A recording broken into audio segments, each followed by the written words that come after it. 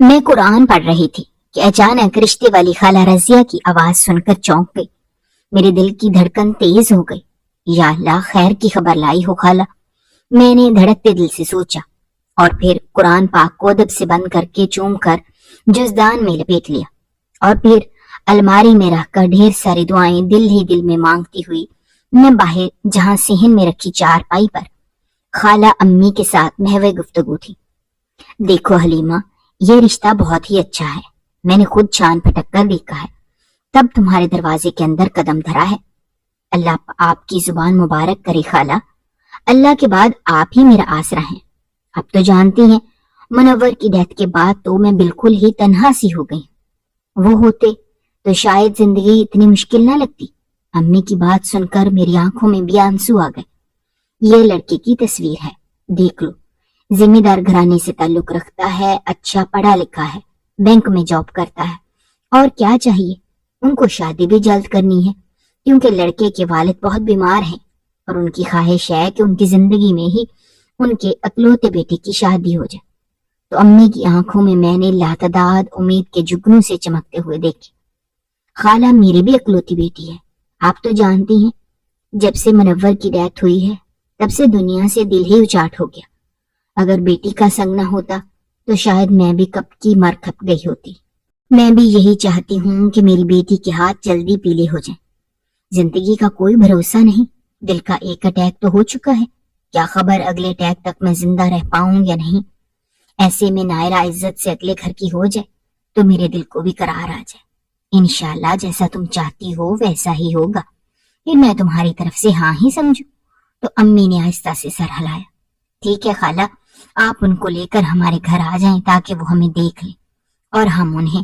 آگے جو اللہ کو منظور ہوا ہوگا تو وہی۔ اور پھر امی گہری سانس چھوڑ کر میری طرف دیکھنے لگی، اور مجھے آنکھوں ہی آنکھوں میں چائے بنانے کا اشارہ کیا تو میں کچن میں چلی گئی۔ بناتے بناتے کچن کی کھڑکی سے جب امی کے چہرے پر میری نظر پڑی تو دل جیسے مٹھی میں آ گیا۔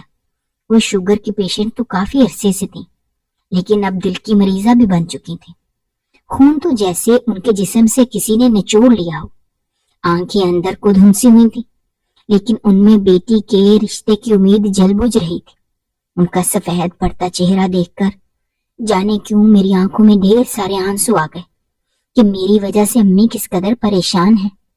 وہ بہت ہی زندہ دل اور ہنسمکھ ہوتی تھی جب ابا زندہ تھے۔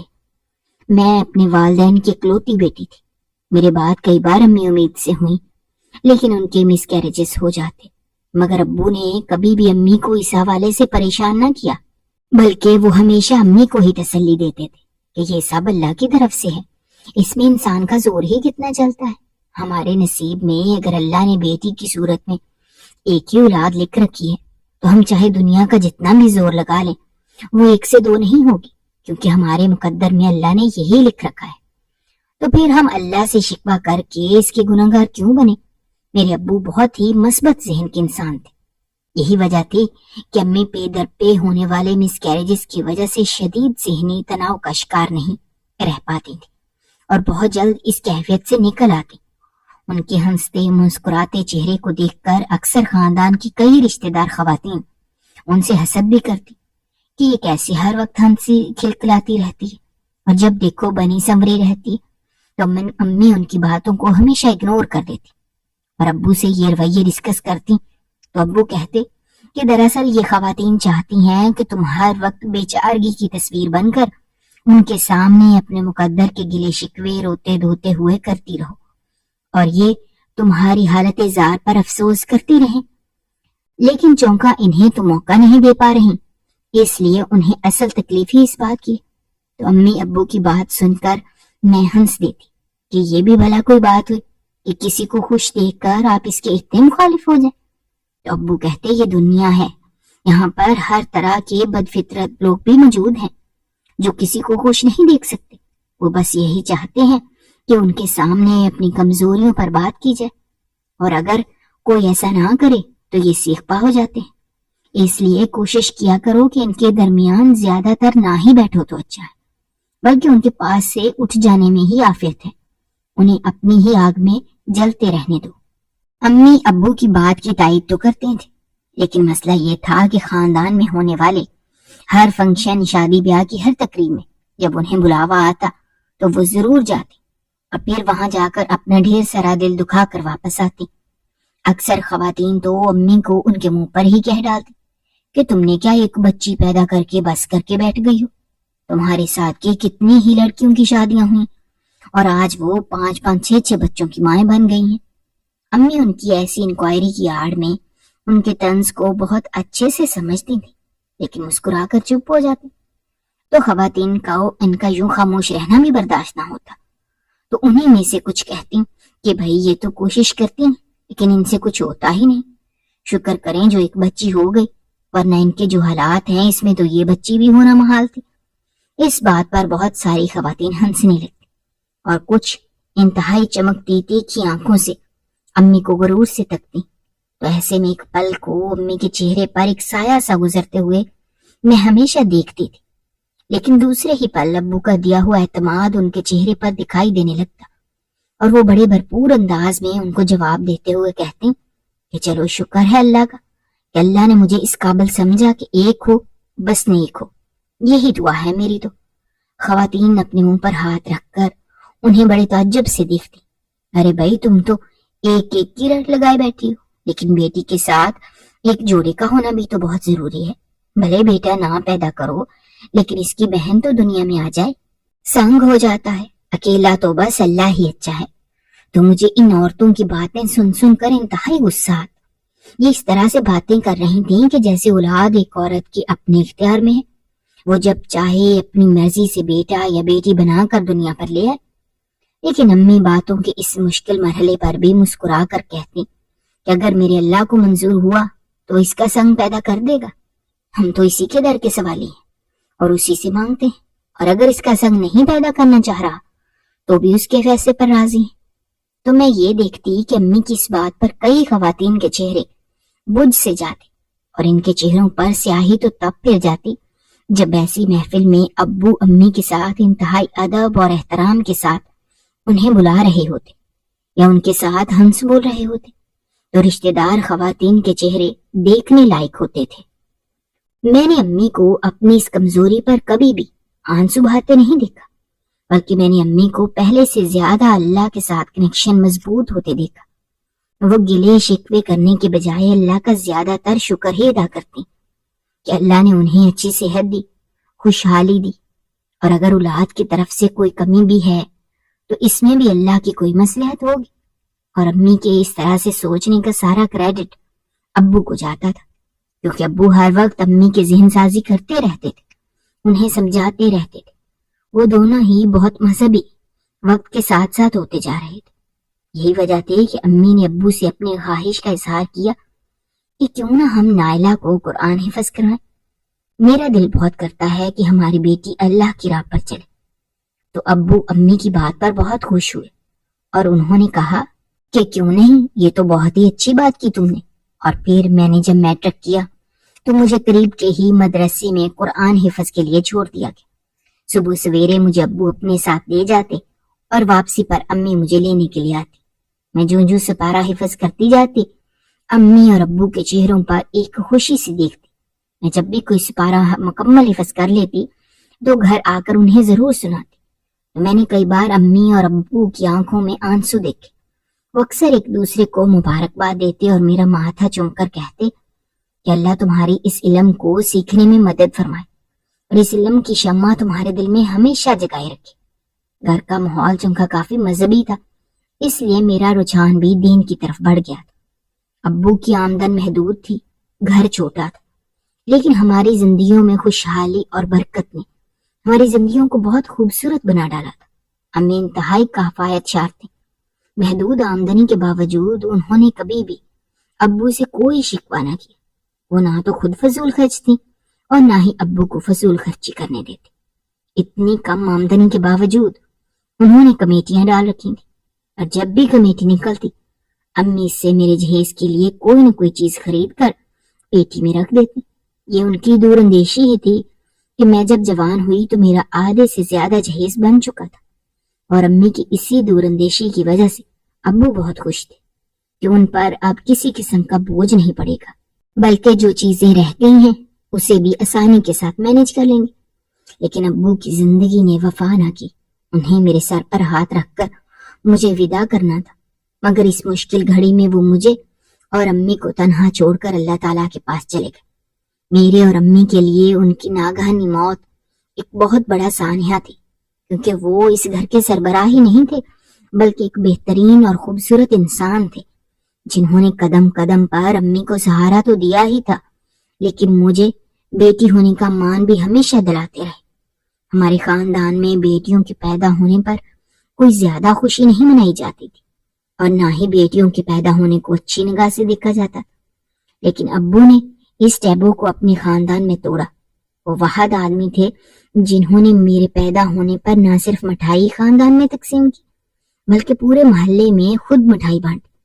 پھر میرا عقیقہ کیا جس میں خاندان اور محلے سے لوگوں کو دعوت دی، تو لوگ حیران پریشان رہ گئے کہ اتنا شاندار عقیقہ تو کسی بیٹے کا بھی نہیں ہوتا جتنا وہ ایک بیٹی کے پیدا ہونے پر خرچہ کر رہے ہیں۔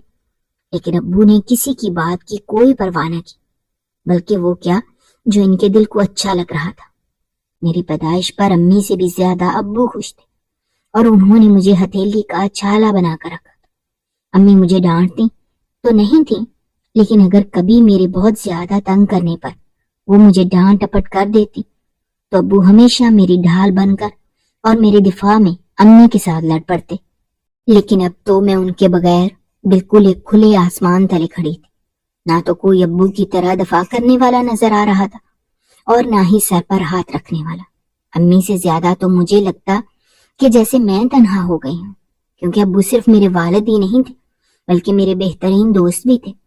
میں ان سے اپنی ہر بات شیئر کرتی تھی، اپنے کسی بھی معاملے کو ان سے ڈسکس کرتے ہوئے نہیں شرماتی تھی، اور وہ بھی میرے بہترین دوست کی طرح مجھے نصیحت کرتے سمجھاتے۔ مجھے کبھی کبھی ایسا لگتا کہ جیسے میں نے اپنے والد کو نہیں بلکہ اپنے بہترین دوست کو کھویا ہے۔ میں نے کبھی اسکول لائف میں اور مدرسے میں کوئی سہیلی نہیں بنائی تھی، کیونکہ مجھے ابو کے ہوتے ہوئے کبھی ضرورت ہی نہیں پڑی۔ لیکن اب میں جب اپنے کزنز کے والد کو دیکھتی تو ایک احساس محرومی میرے اندر جاگ جاتی، تو میں پھوٹ پھوٹ کر رو پڑتی۔ ایسے میں امی مجھے بہت سہارا دیتی۔ امی کے لیے ابو جیسے رفیق کا آدھے رستے میں ہی کھو جانا قابل برداشت تھا، لیکن وہ میری خاطر اپنے دکھ کو دبا گئی، کیونکہ وہ جانتی تھیں کہ اگر وہ بھی رو پڑی تو پھر مجھے چپ کرانا ناممکن ہو جائے گا، کیونکہ مجھے تو بس ابو کا نام سنتے ہی رونا آ جاتا تھا۔ تو ایسے میں امی مجھے آیات اور حدیث کی صورت میں صبر کی تلقین کرتی، تو مجھے بھی ان کی باتیں سن سن کر صبر آ جاتا۔ میں حافظ قرآن بن چکی تھی، تو امی نے میرا داخلہ کالج میں کروا دیا۔ وہ چاہتی تھیں کہ میں پڑھ لکھ کر اپنے پیروں پر کھڑی ہو جاؤں، کیونکہ ابو کی بھی یہی خواہش تھی۔ اس لیے امی نے میرا دھیان بٹانے کے لیے مجھے آگے پڑھنے کی طرف موٹیویٹ کیا۔ ہماری فیملی میں لڑکیوں کا زیادہ پڑھنا لکھنا اچھا نہیں سمجھا جاتا۔ یہ ایک اور ٹیبو تھا جو میری ماں نے توڑا اور مجھے باقاعدہ کالج میں ایڈمیشن دلوایا۔ ہماری فیملی میں میٹرک سے زیادہ کوئی بھی لڑکی نہیں پڑھی ہوئی تھی، سوائے میرے کہ میں اب باقاعدہ کالج جانے لگی تھی۔ میرے چچا اور تایا نے اس بات کی بہت مخالفت کی کہ جوان جہان لڑکی ہے، آپ اسے کیوں کالج بھیج رہی ہیں؟ اب تو اس کے سر پر باپ کا سایہ بھی نہیں ہے۔ تو امی ان کے سامنے بہت ہی ادب کے ساتھ لیکن مضبوط لہجے میں کہتی کہ اگر باپ کا سایہ نہیں ہے تو ماں ابھی مری نہیں ہے، میں زندہ ہوں اور یہ آگے ضرور پڑے گی۔ تو میرے چچا اس بات کی مخالفت کرتے ہوئے اکثر کہتے کہ اگر خدا نخواستہ کوئی اونچ نیچ ہو گئی تو یاد رکھیے گا بھابھی، ہم بالکل بھی اس معاملے میں نہیں آئیں گے۔ تو امی نے کہا کہ آپ اپنے گھر کو سنبھالیں، یہی کافی ہے، باقی میرا اور میری بیٹی کا مالک اللہ ہے، انشاءاللہ کوئی اونچ نیچ نہیں ہوگی۔ اللہ تعالیٰ سب کی بچیوں کو راہ ہدایت پر چلائے۔ اور یہ کہہ کر امی نے ان سب کا منہ بند کر دی، لیکن ہمت نہیں ہاری۔ خاندان میں بہت زیادہ چہمگوئیاں ہم ماں بیٹی کو لے کر شروع ہو چکی تھیں، لیکن امی صبر کرتی رہیں۔ کئی دفعہ تو میں گھبرا جاتی اور امی سے کہتی کہ امی میں پرائیویٹ امتحان دے لوں گی، لیکن امی کہتی کہ تم کچھ بھی غلط نہیں کر رہی، تعلیم حاصل کرنے کے لیے اگر چین بھی جانا پڑے تو ضرور جاؤ، اور یہ تو پاس کالج ہے، تم تو پڑھنے کے لیے کیوں نہیں جا سکتی؟ رہ گئی لوگوں کی باتیں، تو بیٹا اگر تم گھر میں رہ کر پرائیویٹ امتحان دو گی اور اس کے لیے بھی جب امتحان دینے نکلو گی تو تب بھی یہ لوگ بات کرنے سے باز نہیں آئیں گے. تو تم اپنے ذہن سے یہ بات نکال دو کہ یہ لوگ کسی حال میں تمہیں جینے دیں گے. ان کا بس چلے تو یہ تو سانس لینے پر بھی پابندی لگاتے. اس لیے لوگوں کی باتوں کی زیادہ پرواہ مت کرو، بلکہ اپنا سارا فوکس اپنی تعلیم پر رکھو اور کوشش کرو کہ حق کے راستے پر چلتی رہو. تو میں نے امی کی ان باتوں کو اپنے پلو سے باندھ لیا اور ڈٹ کر تعلیم حاصل کرنے لگی. امی کی بات میں نے گورنمنٹ ٹیچر کی اسامی کے لیے اپنی درخواستیں جمع کروا دی، کیونکہ میں چاہتی تھی کہ جلد از جلد اپنے پیروں پر کھڑی ہو جاؤں، اور اگر گورنمنٹ سیکٹر میں میری نوکری ہو جاتی ہے تو اس سے اچھی چیز اور کیا ہوگی. اسی دوران امی کو شوگر کے ساتھ ساتھ پہلا ہارٹ اٹیک ہوا تو میں گھبرا گئی، کیونکہ میری زندگی میں میری دوست، باپ، ماں، بھائی، سب رشتے میں اب اپنی ماں میں دیکھ رہی تھی، اور انہیں پہلے سے زیادہ کمزور اور بیمار دیکھ کر میرے پیروں تلے سے زمین نکل گئی. ان کے بغیر رہنے کا تو تصور ہی میں نے کبھی نہیں کیا تھا. میں بہت زیادہ دل ہی دل میں خوفزدہ رہنے لگی کہ اگر خدا نخواستہ امی کو کچھ ہو گیا تو میرا کیا بنے گا. خاندان والے تو پہلے ہی ہم سے ہر تعلق توڑ کر بیٹھے ہوئے تھے. نہ آنا نہ جانا تھا، نہ ہی کسی نے اپنے بیٹے کے لیے میرا رشتہ مانگا.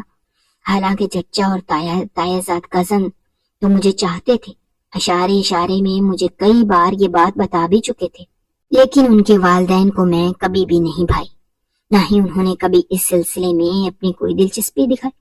اور یہی بات امی کے لیے دکھ کا باعث بنتی جا رہی تھی کہ خاندان میں رشتے ہونے کے باوجود انہیں رشتے والی خالہ سے کہہ کر باہر رشتہ تلاش کرنے کا کہنا پڑا، کیونکہ انہیں بالکل امید نہیں تھی کہ خاندان سے، خاص کر چچا یا تایا کے گھر سے میرے لیے کوئی رشتہ لے کر آئے گا.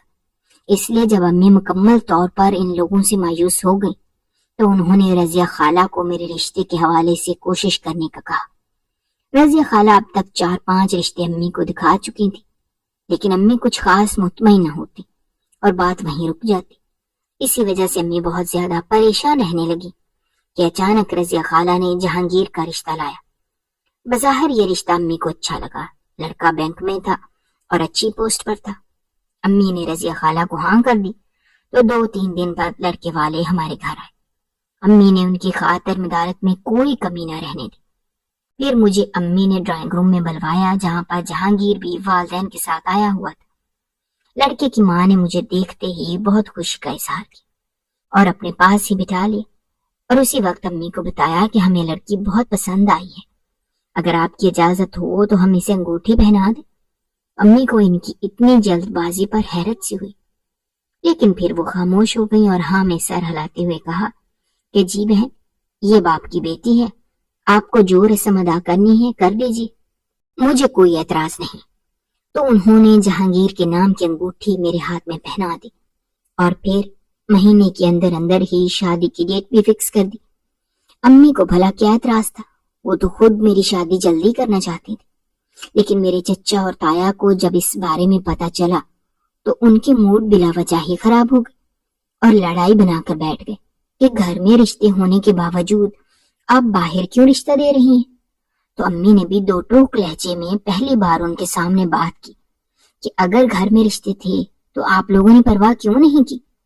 تو تایا اور چچا امی کی بات سن کر حیران ہو کر بولے، پرواہ ہے تو بات کر رہے ہیں. تو امی نے ہنس کر کہا، آپ بات تب کر رہے ہیں جب میں بات پکی کر چکی ہوں، ورنہ اس سے پہلے میں انتظار کرتی رہی کہ آپ لوگ اپنے بھائی کی بیٹی کے لیے منہ بھر کر نہ صحیح اشارے میں ہی رشتے کی بات کریں گے، لیکن آپ لوگ بولے ہی نہیں. اب میں خود اپنی بیٹی کا رشتہ تو آپ کے گھر لانے سے رہی. کیا آپ کو میرے گھر کی بچی نظر نہیں آ رہی تھی؟ ویسے اڑتے اڑتے مجھے خبر ملی ہے کہ آپ لوگ اپنے بیٹوں کے رشتے خاندان سے باہر کر رہے ہیں. ایسے میں اپنی بیٹی کو مزید گھر میں کس آس پر بٹھاتی، اور آپ کس برتتے پر مجھ سے رشتے کی بات کر رہے ہیں، جبکہ آپ اپنے بیٹوں کے رشتے خاندان سے باہر کرنے کا ارادہ رکھتے ہیں. تو دونوں کے منہ کو چپ لگ گئے. ان کے پاس امی کے کسی بھی سوال کا کوئی جواب نہیں تھا، اور پھر وہ منہ بنا کر ہمارے گھر سے اٹھ کر چلے گئے. تو امی اس دن بہت رو، تو میں امی کو تسلی دیتے دیتے خود بھی رو پڑی، کیونکہ میں نے کبھی وہم و گمان میں بھی یہ نہیں سوچا تھا کہ میرا رشتہ خاندان سے باہر ہوگا. مجھے بھی کہیں نہ کہیں امی کی طرح یہ آس تھی کہ میں بیاہ کر خاندان میں ہی جاؤں گی، لیکن اب جو صورتحال تھی اس میں میرا دل بھی کہیں نہ کہیں وسوسے کا شکار تھا کہ خدا جانے باہر کے لوگ کیسے ہوں۔ اور پھر میں نے اپنے دل کے خدشات کے حوالے سے امی سے بات کی تو امی میری طرف دکھی نظروں سے دیکھنے لگی اور میرا دل رکھنے کے لیے بولیں کہ بچے، تم ہر بات سے اچھی طرح سے آگاہ ہو، تمہارے نصیب میں خاندان سے باہر کا ہی رشتہ تھا، اس لیے اسے نصیب کا لکھا قبول کر لو، کیونکہ یہ نصیب اللہ تعالیٰ ہی لکھتا ہے، اس لیے چون چراغ کی تو کوئی گنجائش بھی نہیں۔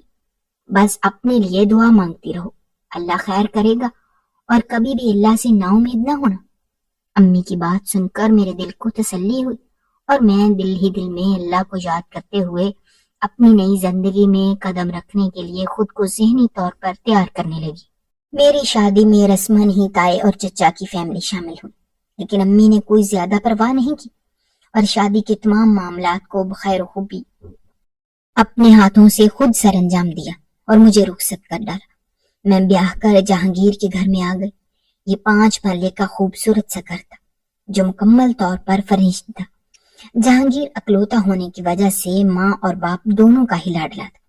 وہ شادی شدہ تو ہو گیا تھا، لیکن ابھی بھی بچوں کی طرح اپنے ماں باپ سے لاڈ اٹھواتا تو مجھے بڑی حیرت ہوتی۔ پھر میں یہ سوچ کر چپ ہو جاتی کہ ظاہر ہے ماں باپ کے ساتھ اولاد کا رشتہ اتنا ہی قریبی اور پیارا ہوتا ہے کہ جس میں دل نہ چاہتے ہوئے بھی ضدیں پکڑ لیتا ہے اور لاڈ اٹھوانا چاہتا ہے۔ میرے ساس سسر اچھے تھے، میرا خیال کسی بیٹی کی طرح رکھتے تھے۔ میں نے گھر کے کام کاج میں جلد ہی اپنی ساس کا ہاتھ پٹانا شروع کر دیا۔ وہ اکثر اس بات پر خفا ہوتی کہ ابھی تو تمہارے ہاتھوں کی مہندی بھی نہیں اتری کہ تم نے کام کاج میں ہاتھ ڈال دی، لیکن مجھے اچھا نہ لگتا۔ وہ اتنی بزرگ خاتون ہیں اور گھر کے سارے کام کرتی پھریں، لہذا میں نے بہت جلد گھر کی ذمہ داری کو سنبھال لیا۔ گھر بھی کوئی اتنا بڑا نہیں تھا، مینیج کرنا آسان تھا، اس لیے مجھے کوئی خاص دقت نہ ہوئی۔ لیکن سب سے زیادہ پریشان کن صورتحال میں میرے لیے اس وقت پیدا ہوئی جب شادی کی 1 ماہ بعد ہی میرے شوہر جہانگیر نے مجھ سے اولاد کا تقاضا کرنا شروع کر دی تو میں حیرت سے ان کی طرف دیکھنے لگی۔ وہ مجھے اٹھتے بیٹھتے ایک ہی بات کرتے کہ مجھے بچے بہت اچھے لگتے ہیں اور میں چاہتا ہوں کہ ہمارے بچے جلد از جلد ہو جائیں، تو میں بھی انہیں کہتی کہ مجھے بھی بچے بہت اچھے لگتے ہیں اور میں بھی چاہتی ہوں کہ اللہ مجھے ماں کے مقام سے نوازے، لیکن اولاد کا دیر سے یا جلدی آنا کسی انسان کے بس میں نہیں ہوتا۔ بس اللہ سے دعا ہے کہ اللہ ہمیں یہ دن جلدی دکھائے۔ تو وہ مجھے کہتے کہ بہتر ہے تم کسی اچھی سی گائنیکالوجسٹ سے ملو اور کوئی دوائی لے لو۔ تو میں نے سٹ پٹا کر ان کی طرف دیکھا کہ یہ کیسی باتیں کر رہے ہیں۔ میں خدا نخواستہ بیمار نہیں ہوں کہ مجھے دوائی کی ضرورت پڑے، لیکن میں ان کے آگے بولی نہیں، چپ کر گئی۔ اس کی وجہ یہ تھی کہ میں جانتی تھی کہ یہ مزاج کے بہت تیز ہے۔ اگر میں نے اس کا جواب دیا تو یہ شخص آپے سے باہر ہو جائے گا۔ شادی کی 1 ماہ میں ہی ہمارے درمیان کئی بار لڑائی ہو چکی تھی، جس کی وجہ سے میرے ساس سسر دونوں ہی بہت پریشان ہوتے تھے، اور میں نہیں چاہتی تھی کہ اب رات کے اس پہر بھی ہماری طرف سے پریشان ہوں، اس لیے میں ہی خاموش ہو گئی۔ اپنے خاوند کی اس ڈیمانڈ پر میں اللہ تعالیٰ سے رو رو کر اولاد کے لیے دعائیں مانگنے لگ گئی، اور پھر اللہ نے میری دعا سن بھی لی اور مجھے امید لگ گئی۔ یہ خبر سنتے ہی جہانگیر کا موڈ ایک دم سے بدل گیا اور وہ بہت خوش ہوا۔ اب وہ مجھ سے بات بات پر چڑھتے نہیں تھے، نہ ہی ذرا ذرا بات پر ناک چڑھاتے ہوئے غصہ کرتے، بلکہ ان کے مزاج میں مجھے بہت فرق نظر آیا۔ تو میں نے اللہ کا شکر ادا کیا، لیکن یہ خوشی عارضی ثابت ہوئی کیونکہ کچھ دن بعد ہی میرا پہلا حمل ضائع ہو گیا۔ حالانکہ میں بہت احتیاط کر رہی تھی، لیکن حیرت تو مجھے تب ہوئی جب جہانگیر نے حمل ضائع ہونے کا الزام مجھ پر دھر دیا کہ میں نے یقیناً کوئی ایسی بے احتیاطی کی ہے جس کی وجہ سے یہ خوشی اللہ نے ہم سے لے لی۔ تو میں حیران ہو کر جہانگیر کی طرف دیکھنے لگی کہ یہ کس قسم کا انسان ہے، ایک دم اس کے منہ بھر کر مجھ پر الزام لگا دیا۔ میں ان کی بات پر بہت روئی اور گھر جا کر امی سے بھی بات کی، تو امی مجھے ایک ہی بات کرتی کہ اپنے اللہ سے مانگو، وہی دینے والا ہے۔ اس کے بعد میرا دوسرا حمل بھی جلد ہی ہو گیا۔ میں نے اللہ کا شکر ادا کیا اور کچھ دن کے لیے میں امی کے پاس رہنے کے لیے چلی گئی کیونکہ مجھ سے جہانگیر کا رویہ برداشت نہیں ہو رہا تھا۔ وہ میرے حمل کو لے کر اتنی حساسیت کا مظاہرہ کرنے لگا تھا کہ مجھے خود اپنے آپ سے چڑ ہونے لگی تھی۔ اس لیے میں نے سوچا کہ کچھ دن امی کے پاس گزارا ہوں تاکہ میں ذہنی تناؤ سے نکل سکوں، لیکن مجھے کیا پتا تھا کہ امی کے گھر جا کر ہی دوسرے دن میرا حمل ضائع ہو جائے گا۔ جو ہی یہ خبر جہانگیر تک گئی تو جہانگیر نے پھر سے یہ الزام مجھ پر لگایا کہ میں جان بوجھ کر امی کے گھر اسی لیے گئی ہوں کیونکہ میں خود ہی بچہ نہیں چاہتی۔ اب کی بار امی نے یہ ساری باتیں اپنے کانوں سے سنی تو ہکا بکا رہ گئیں کہ یہ کس قسم کا آدمی ہے جو اپنی بیوی پر الزام لگاتا ہے۔ امی جہانگیر پر بہت خفا ہوئی، لیکن میں جانتی تھی کہ اس پر امی کی باتوں کا کوئی اثر نہیں ہوگا۔ 1.5 سال کے اندر میرے 3 حمل ضائع ہو چکے تھے اور اب تو میں شدید تناؤ کا شکار تھی۔ جلد ہی میں 4تھی دفعہ ماں بننے والی تھی کہ میرے شوہر جہانگیر نے مجھے دھمکی دی کہ اگر اس بار بچہ ضائع ہو گیا تو میں دوسری شادی کر لوں گا۔ ہر بار حمل ضائع ہونے پر وہ مجھے مورد الزام ٹھہراتا رہا، لیکن میں برداشت کرتی رہی۔ لیکن اس بار ملنے والی دھمکی کو سن کر تو میرے پیروں تلے سے زمین ہی نکل گئی۔ میں نے امی کو بتایا تو وہ بھی بہت پریشان ہو گئی۔ میں امی کے سامنے رو پڑی کہ خدا کے لیے امی کچھ کریں، کوئی تعویذ، دم درود، کسی عمل سے ملیں، کچھ کریں، یہ میری زندگی کا سوال ہے۔ تو امی مجھے کہتی کہ بیٹا اللہ سے مانگو، وہی دینے والا ہے۔ تو میں ایک دم غصے سے امی کو کہہ جاتی کہ امی، دعا کے ساتھ ساتھ دوا کا حکم بھی تو اللہ نے ہی دیا ہے نا۔ اگر مجھے کسی تعویذ، دم درود سے کوئی شفا مل سکتی ہے تو ہم اس کے لیے کوشش کیوں نہ کریں؟ آپ کسی سے بات تو کر کے دیکھیں۔ تو امی نے رضیہ خالہ سے بات کی، جنہوں نے امی کو ایک پیرنی کے بارے میں بتایا۔ تو اگلے دن امی مجھے پیرنی کے پاس لے گئی۔ پیرنی نے میری ساری بات سننے کے بعد مجھے ایک خالی کمرے میں بھیج دیا، اور جب امی میرے ساتھ آنے لگی تو اس نے امی کو وہیں روک دیا، تو میں اکیلے ہی اس کمرے میں چلی گئی۔ تھوڑی دیر بعد ہی اس کمرے میں اس پیرنی کی مریدنی اندر داخل ہوئی، جس کے ہاتھ میں کنڈا تھا۔ یعنی کیوں اس مریدنی کے بات کرنے کا انداز اور چلنے کا انداز بالکل مردانہ تھا۔ اس نے اپنا منہ نقاب سے ڈھک رکھا تھا۔ پھر اس نے دروازے کو اندر سے بند کیا تو میں ایک دم سے پریشان ہو گئی۔ تو مجھے وہ تسلی دیتے ہوئے بولی کہ پیرنی کا حکم ہے کہ انڈے سے آپ کے پیٹ کی اچھی طرح سے مالش کروں۔ تو میں اس کی بات سن کر گڑبڑا سی گئی۔ پھر اس نے مجھے سامنے چٹائی پر لیٹنے کے لیے کہا، اور پھر میرے قریب وہ جو ہی آئی تو اس نے مجھے پیٹ سے قمیض ہٹانے کو کہا۔ میں نے اس کے کہنے میں آ کر اپنے پیٹ سے قمیض ہٹا دی تو انڈے سے میرے پیٹ پر مالش کرنے لگی۔ اچانک ہی میرے پیروں تلے سے زمین نکل گئی، کیونکہ مالش کرتے ہی جیسے ہی وہ ایک دم سے جھکی تو اس کا نقاب چہرے سے ہٹ گیا، اور اس کے چہرے پر جب میری نگاہ پڑی تو میری آنکھیں پھٹی کی پھٹی رہ گئیں۔ وہ کوئی مرد تھا، عورت نہیں، اور یہ دیکھ کر میرے حواس جاتے رہے کیونکہ دروازہ اندر سے بند تھا۔ پھر اس کے ہاتھ میرے جسم کو آہستہ آہستہ ٹٹولنے لگے تو میں ایک دم اٹھ کر بیٹھ گئی۔ اس کی آنکھوں میں ایک عجیب سی حیوانی چمک دیکھ کر میں نے اسے بڑے پیار سے کہا کہ مجھے تو بہت پیاس لگی ہے، اگر پانی مل جائے تو اس کے بعد آپ یہ دوبارہ شروع کر دینا۔ تو وہ ایک دم سے سر ہلاتے ہوئے جو ہی میرے پاس سے اٹھا تو میں دوڑ کر دروازے کی طرف گئی۔ اس سے پہلے کہ وہ کچھ سمجھتا میں کمرے سے باہر آ گئی۔ مجھے حواس باختہ دیکھ کر امی ایک دم سے پریشان ہو کر اٹھ کھڑی ہوں۔ تو میں نے امی کا ہاتھ پکڑا اور وہاں سے تیز تیز قدم اٹھاتے ہوئے باہر کی طرف بڑھنے لگی۔ پیرنی اور اس کی مریدنی دونوں ہی آوازیں دیتے ہوئے ہمارے پیچھے لپکی، لیکن ہم دونوں ہی باہر آ گئے اور سامنے سے آتی ٹیکسی کو روک کر میں اور امی اس میں بیٹھے اور ٹیکسی ڈرائیور کو فوراً چلنے کو کہا۔ راستے میں میں نے امی کو ساری بات بتائی اور پھر ان کے کندھے پر سر رکھ کر رونے لگی کہ امی میں ایک اللہ کو چھوڑ کر نہ جانے کیسے ناخداؤں کے پاس جا کر اپنی عزت خراب کرنے لگی تھی۔ آپ نے صحیح کہا تھا کہ اللہ سے مانگو، وہی دینے والا ہے، لیکن میں اپنی شادی شدہ زندگی کو بچانے کے لیے مزید یہ کفر نہیں کر سکتی۔ میں بس اپنے اللہ سے ہی مانگوں گی، اگر اس نے میرے نصیب میں اولاد لکھی تو وہ مجھے دے دے گا، اور اگر نہیں تو اسے اپنے نصیب کا لکھا قبول کر لوں گی۔ میری بات سن کر امی رونے لگی اور پھر مجھے کہا کہ بیٹا اللہ خیر کرے گا، شکر ہے جو اللہ نے عزت کے ساتھ تمہیں گھر بھیج رہا ہے، ورنہ نہ جانے کیا ہو جاتا۔ امی کا تو سوچ سوچ کر دل دہلنے لگا۔ خیر میں گھر آ گئی اور جائے نماز ڈال کر میں نے سجدہ شکرانہ ادا کیا کہ اللہ نے مجھے بچا لی۔ میں جب سے امی کے گھر آئی تھی جہانگیر مجھے لینے کے لیے نہ آئے۔ جب میں نے انہیں کال کر کے بتایا کہ مجھے آ کر لے جائیں تو انہوں نے کہا کہ تم ابھی امی کے گھر ہی رہو، اور یہ کہہ کر انہوں نے فون بند کر دیا۔ ان کا اس کا سیدھا سادہ سا مطلب یہ تھا کہ وہ مجھے اپنے ساتھ لے جانے میں کوئی دلچسپی نہیں رکھتے۔ جس شخص کی اتنی بچکانہ سوچ ہو اس کے ساتھ پوری زندگی کیسے گزاری جا سکتی ہے؟ یہ سوچ سوچ کر میرا دماغ سائیں سائیں کرنے لگا۔ میں نے پھر پلٹ کر جہانگیر کو فون نہ کیا کیونکہ میں نے اپنا ہر معاملہ اللہ پر چھوڑ دیا تھا۔ میرا عموماً حمل اس سے پہلے 1-1.5 ماہ میں ضائع ہو جاتا تھا، لیکن اس بار پورے 3 ماہ امی کے گھر میں رہتے ہوئے مجھے ہو گئے اور ابھی تک خیریت ہی تھی۔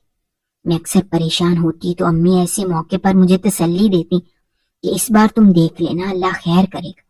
وہ خود بھی پڑھتی رہتی اور مجھ پر پھونکتی رہتی، اور میں بھی نماز اور قرآن سے مدد لیتی رہتی۔ جو بھی مسنون دعائیں ہمارے دین نے ہمیں سکھائی ہیں وہ ہر وقت میرے ورد میں رہنے لگی، اور پھر 7 خیریت کے میرے 9 ماہ مکمل ہو گئے۔ اور جب مجھے درد زا لگی تو امی مجھے ہاسپٹل لے گئی، جہاں اللہ نے مجھے ایک پیارا سا بیٹا دیا۔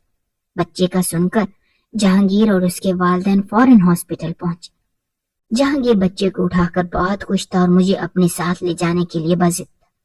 میں نہیں جانا چاہتی تھی، لیکن امی نے مجھے آنکھوں میں اشارہ کیا کہ بیٹا تمہارا اصل گھر اب وہی ہے، اور سمجھوتا عورت کو ہی کرنا پڑتا ہے، اس لیے تم صبر اور حوصلے کے ساتھ اپنے گھر جاؤ۔ میں امی کو مزید پریشان نہیں کرنا چاہتی تھی، اس لیے میں ان کی نصیحت اپنے پلو سے باندھ کر جہانگیر کے ساتھ ان کے گھر چلی آئی۔